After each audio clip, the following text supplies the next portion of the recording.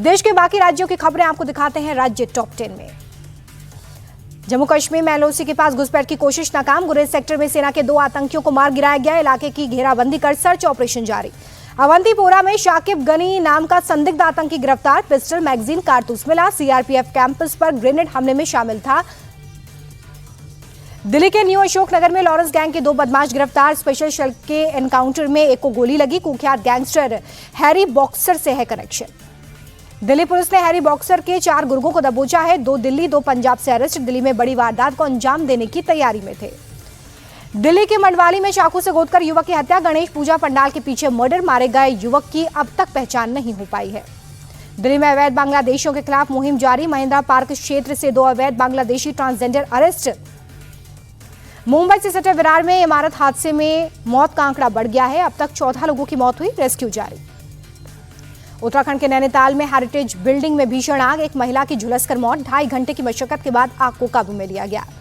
महाराष्ट्र के नागपुर में बड़ा हादसा। आकाशीय बिजली गिरने से 4 लोगों की मौत। मंत्री चंद्रशेखर बावनकुले पीड़ित परिवारों से मिले। पंजाब के मोगा के अस्पताल में मरीज ने वार्ड बॉय की पिटाई कर दी। पीड़ित रवि के सिर में कई टांके लगे हैं। पूरी घटना कैमरे में कैद। देखते हैं यूपी की बड़ी खबरें यूपी टॉप 10 में।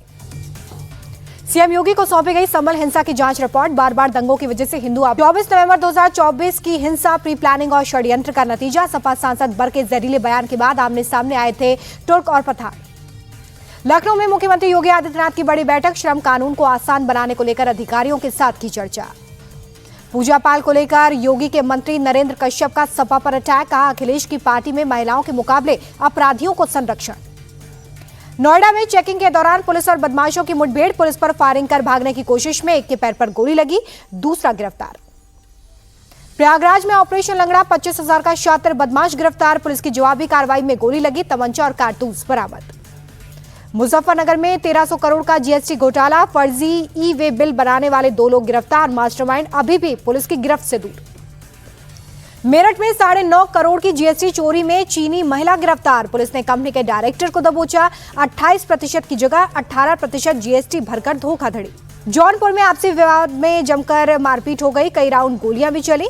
8 नामजद समेत कई अज्ञात केस दर्ज। गिरफ्तारी के लिए पुलिस की दबिश। अब बिहार की बड़ी खबरें आपको दिखाते हैं बिहार टॉप 10 में। दरभंगा में राहुल गांधी की यात्रा में पीएम मोदी को गाली। रैली के मंच से प्रधानमंत्री को अपशब्द कहे गए। यूथ कांग्रेस के नौशाद ने करवाया था कार्यक्रम। कांग्रेस के मंच से प्रधानमंत्री को गाली पर बीजेपी आक्रामक। डेप्यूटी सीएम विजय सिन्हा बोले गाली देने वालों पर कार्रवाई होगी। राहुल तेजस्वी माफी मांगे। प्रधानमंत्री मोदी को गाली पर भड़की जेडीयू। केसी त्यागी बोले कि राहुल ही ऐसी भाषा शुरू कर रहे हैं। बिहार की जनता इसका जवाब देगी। कांग्रेस के कार्यक्रम के आयोजक मोहम्मद नौशाद ने माफी मांगी। कहा कि मंच से किसने गाली दी ये हमें नहीं पता। हम राहुल गांधी के साथ यात्रा में थे। वोटर अधिकार यात्रा के दौरान सीतामढ़ी के माता जानकी मंदिर पहुंचे राहुल और तेजस्वी। माता सीता की पूजा अर्चना के बाद काफिले में आगे बढ़े। सीतामढ़ी में राहुल गांधी का सीधे प्रधानमंत्री पर अटैक। कहा मोदी और शाह वोट चोरी करते हैं। आने वाले दिनों में हम कई जगह वोट चोरी के सबूत दिखाएंगे। राहुल गांधी के आरोपों पर डेप्यूटी सीएम सम्राट चौधरी का पलटवार। कहा कि बिहार में एसआईआर कोई मुद्दा नहीं। जनता कांग्रेस के लोकतंत्र विरोधी चेहरे को पहचानती है। राहुल के बयान पर जेडीयू नेता अशोक चौधरी का पलटवार। कहा कि आप जीते तो सब कुछ ठीक, दूसरे जीते हैं तो वोट चोरी हो रही है। हताशा में ऐसे बयान दे रहे राहुल गांधी। नेपाल के रास्ते जैश ए मोहम्मद के 3 आतंकी बिहार में घुसे। बिहार पुलिस ने राज्य भर में हाई अलर्ट किया जारी। तीनों आतंकियों के स्केच भी जारी किए गए।